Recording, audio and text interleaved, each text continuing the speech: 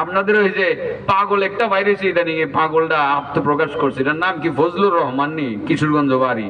হ্যাঁ, এটা আসলে আওয়ামী লীগের রক্তে রক্তে মাংস গড়া একটা নেতা, ইদানিং বিএনপিতে যোগ দিছে। এই পাগলটারে বিএনপিতে আনলো কেটা?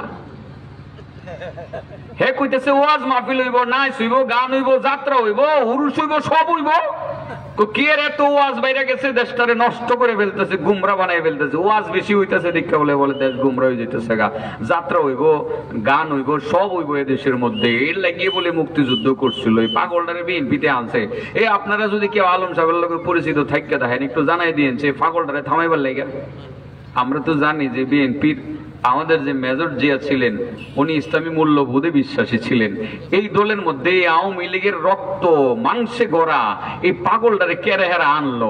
আর যদি আইন নেই তাহে এর মুখটা যাতে একটু চুপ করা, একটু করে দিয়েন যে দেখি আপনারা কেউ থাকলে তো বলে দিন, তা নয় আলম সাহেবের বদনাম হয়ে যাবো গা, বদনাম হয়ে যাবো গা। কারণ উনি তো জেলা বিএনপির আবার সভাপতি, কেন্দ্রীয় সাংগঠনিক সম্পাদক, বড় পুষ্টে আছে, ওনার মান সম্মানে কিছুটা আঘাত আইব।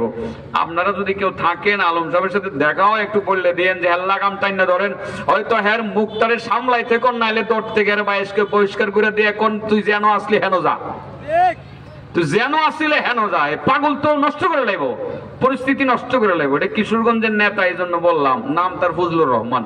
বলতে হবে তো, কারণ সে ওয়াজ মাহফিল তার ভালো লাগতেছে না, ওয়াজ বাইরে গেছে। যাত্রা কেন কমছে, এর কলজার মধ্যে লাগছে। এর কাছে যাত্রাও ঠিক, এর কাছে গানও ঠিক, এর কাছে জুয়ার স্প্যান্ডেলও ঠিক, এর কাছে মাজারের নাচও ঠিক, এবং মসজিদও ঠিক, মাদ্রাসাও ঠিক। এর নামই মুনাফিক।